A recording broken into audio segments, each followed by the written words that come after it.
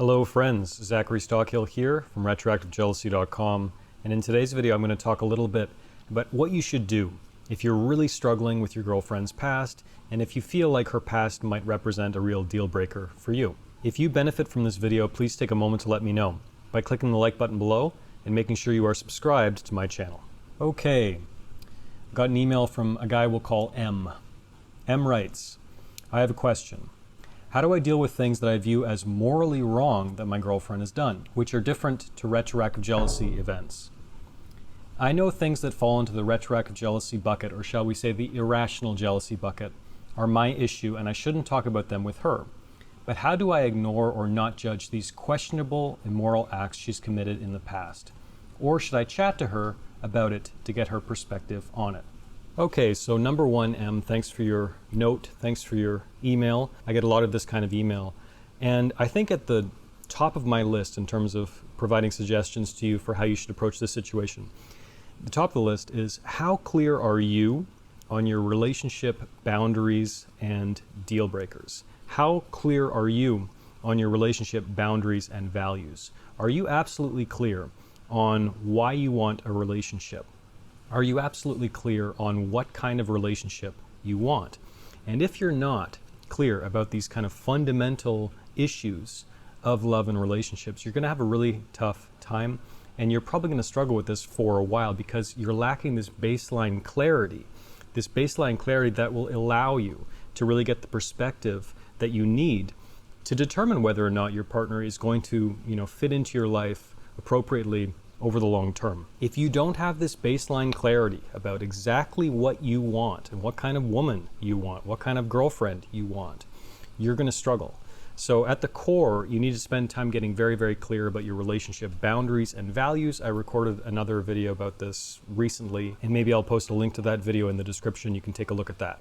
Beyond that, I would ask you, how does your girlfriend see these events? How does your girlfriend see her past?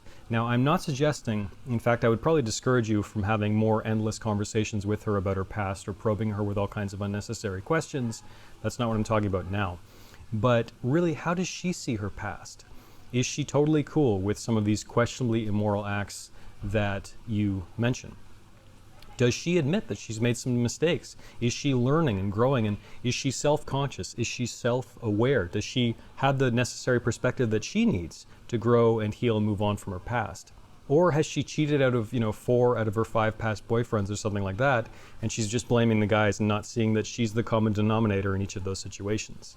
So this is really important to think about. How does she see her past? Related question, what does her current behavior in your relationship tell you about how she sees her past? Because obviously talk is cheap. If she has, for example, a propensity for cheating, if she's cheated in the past and she's, there have been some dodgy situations in your relationship, that would tell me that she doesn't see a lot of problems with some of the problems in her past, or she doesn't see a lot of issues with some of the, as you call them, moral transgressions from her past. I always say, if you really want to understand who someone is, don't listen so much to what they say, watch what they do. So what does her current behavior tell you about how she sees her past? Committing the same mistake over and over and over and over and over again, that's not a mistake, that's a pattern.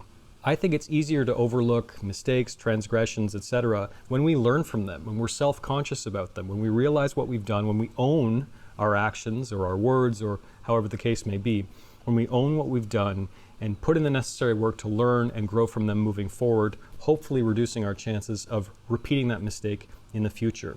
So again, looking at her past, look for patterns and look at how she's behaving now in your current relationship over the long term to get a sense of how she sees her past. So in your mind, how important or significant are these moral transgressions on a scale from 1 to 10? For example, there's a big difference between being 16 years old and, kissing some guy who's not your boyfriend and, cheating on your husband of 20 years or something like that. There's a big difference between these things. A lot of guys, it seems to me, try to lump, a lot of retroactive jealousy events or a lot of the problems they have with their partner's past in the same category, when maybe there's only 1 or maybe 2, events or circumstances or perhaps past partners that represent a red flag to you. So try to get a bit of perspective on her past and sort of rank these events. Like, how important is this stuff really? Another good question to ask, If my best friend's girlfriend had done some of these things in her past, what would I tell my best friend if he was asking me for advice for how I should process this? Another question for you.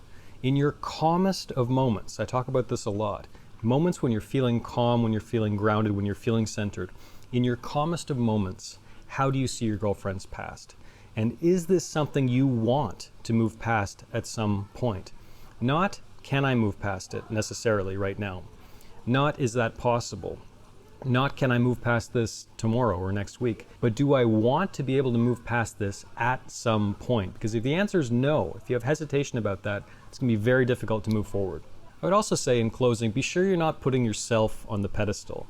As many of you probably know if you've read my guidebook, Overcoming Retroactive Jealousy, or perhaps you've taken my primary online course, Get Over Your Partner's Past Fast, I talk a lot, or should I say I caution a lot about not putting your partner on the pedestal. Guys love to do this. You know, they think their girlfriend's a queen, or they say I treated her like a princess or whatever, and then they find out something from their past and all of a sudden they're tearing the pedestal down, and it's just a terrible way to really think of people in general, right? We're all messed up. We've all made mistakes, we've all got our problems. But be sure you're not putting yourself on the pedestal.